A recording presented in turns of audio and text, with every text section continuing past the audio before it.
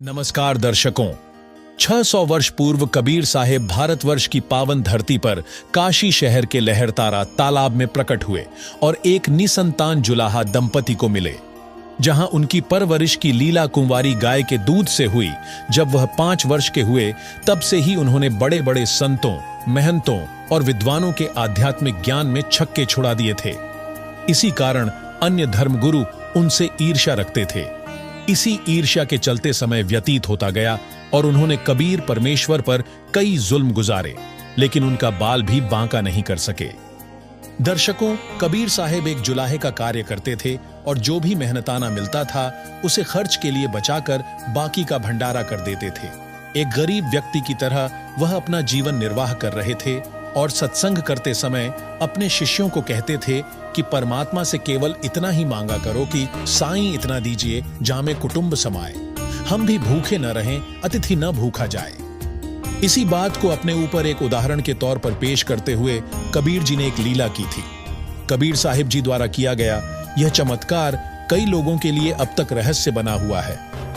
तो दर्शकों, आज के इस वीडियो को अंत तक देखिए और जानिए उस अद्भुत लीला के बारे में, जिसमें एक गरीब भक्त की भूमिका निभाते हुए कबीर जी ने बताया कि किस प्रकार परमात्मा अपने भक्त की पुकार सुनता है।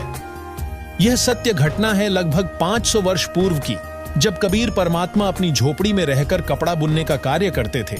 उस समय मुसलमानों के पीर शेख तकी ने कबीर परमात्मा को काशी से निकालने के लिए एक योजना बनाई, जिसके तहत भारत के सभी साधु संतों को कबीर जी के नाम से एक झूठी चिट्ठी भेजी, जिसमें लिखा था कि कबीर सेठ पुत्र नूर अली अंसारी काशी में 3 दिन तक भंडारा करेंगे, जिसमें सभी साधु संत आमंत्रित हैं। प्रतिदिन प्रत्येक भोजन के बाद एक मोहर तथा एक दोहर दी जाएगी। इसके अलावा सूखा सीधा भी दिया जाएगा। एक चिट्ठी शेख तकी ने अपने नाम तथा एक दिल्ली के बादशाह सिकंदर लोधी के नाम भी भेजी, जो कबीर जी का शिष्य बन चुका था। निर्धारित समय से एक दिन पहले की रात में साधु संतों का काशी में आना शुरू हो गया था। सुबह सुबह जब संत रविदास जी सैर के लिए निकले, तब उन्होंने देखा कि झुंड के झुंड लाखों की संख्या में साधु संत काशी में इकट्ठे हो रहे हैं। उन्होंने कुछ साधुओं से इसका कारण जानना चाहा, तब संतों ने बताया कि यहाँ कबीर सेठ एक भंडारा कर रहे हैं। ये सुनकर रविदास जी जल्दी से कबीर साहिब की कुटिया पर पहुंचे और उन्हें सर्व वार्ता बताई तथा कहा कि अब तो हमें काशी छोड़कर जाना ही पड़ेगा। कबीर जी अंतर्यामी थे, लेकिन फिर भी एक साधारण भक्त की तरह अभिनय करते हुए उन्होंने कहा कि रविदास जी, आओ और झोपड़ी के अंदर बैठ जाओ तथा सांकल लगा दो। जब हम दरवाजा ही नहीं खोलेंगे तो ये अपने आप चले जाएंगे, हम बाहर नहीं निकलेंगे। दोनों ही परमात्मा का स्मरण करने लगे और दूसरी तरफ कबीर परमात्मा दूसरे रूप में अपनी राजधानी सतलोक में पहुंचकर बैलों के ऊपर बड़े बड़े थैलों में पका पकाया सामान लेकर और कुछ सूखा सामान लेकर पृथ्वी पर उतरे। सतलोक से ही सेवादार आए। कबीर जी ने केशव नाम के बंजारे का रूप बनाया और एक तंबू में बैठ गए। भंडारा शुरू हो गया, जो कि सन 1513 विक्रम संवत 1570 में कार्तिक महीने की शुक्ल पक्ष 14 से मार्गशीर्ष महीने की कृष्ण पक्ष एकम तक 3 दिन तक चिट्ठी में लिखे अनुसार दिव्य भंडारा कराया था। उस भंडारे में मुसलमान धर्म का पीर शेख तकी तथा दिल्ली के बादशाह सिकंदर लोधी भी आए। इतनी अच्छी व्यवस्था देखकर शेख तकी ईर्ष्या में जलने लगा और जांच पड़ताल शुरू कर दी कि यह भंडारा कैसे चल रहा है। वहां पूछने पर उपस्थित लोगों ने बताया कि केशव नाम का व्यक्ति यहाँ की सारी व्यवस्थाएं देख रहा है और वहां तंबू में बैठा है।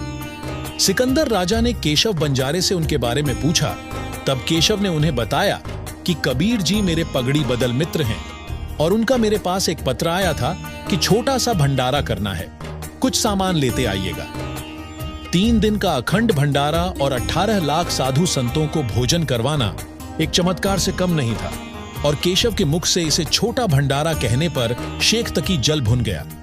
इसके बाद सिकंदर लोधी ने कबीर जी से मिलने की इच्छा जताई तो वहीं का एक सेवक उन्हें कबीर जी की झोपड़ी पर लेकर गया।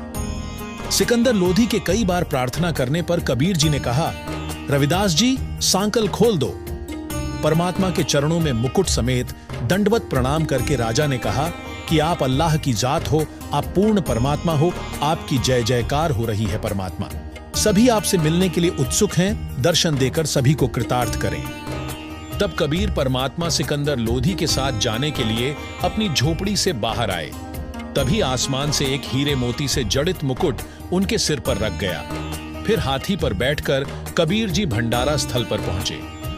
जैसे ही कबीर जी तंबू में केशव के पास पहुंचे, तभी वहां बहुत ही सुंदर सुसज्जित सिंहासन आसमान से आया, जिस पर कबीर साहिब जी विराजमान हुए।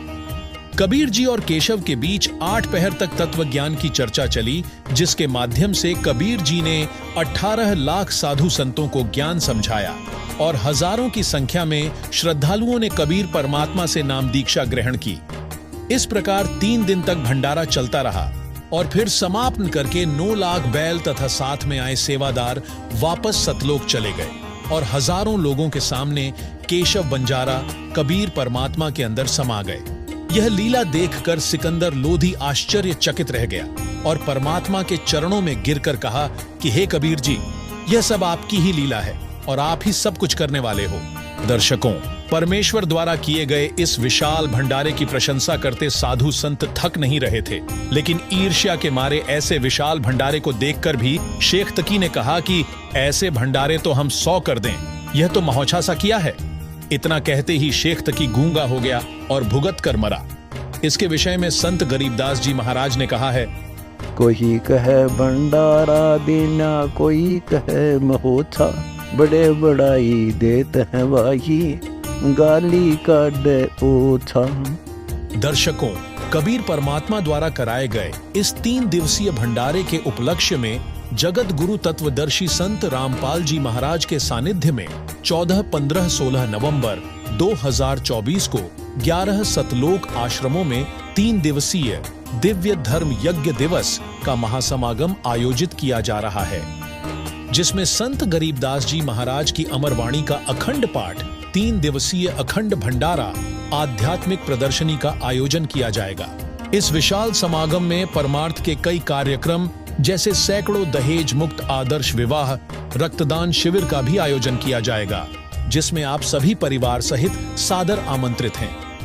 इस कार्यक्रम के आयोजन स्थल का पता है सतलोक आश्रम धनाना धाम, सोनीपत, हरियाणा, सतलोक आश्रम कुरुक्षेत्र, हरियाणा, सतलोक आश्रम भिवानी, हरियाणा, सतलोक आश्रम खमाणो, पंजाब, सतलोक आश्रम धुरी, पंजाब, सतलोक आश्रम बैतूल, मध्य प्रदेश, सतलोक आश्रम इंदौर, मध्य प्रदेश, सतलोक आश्रम शामली, उत्तर प्रदेश, सतलोक आश्रम सोजत, राजस्थान, सतलोक आश्रम मुंडका, दिल्ली, सतलोक आश्रम धनुषा, नेपाल।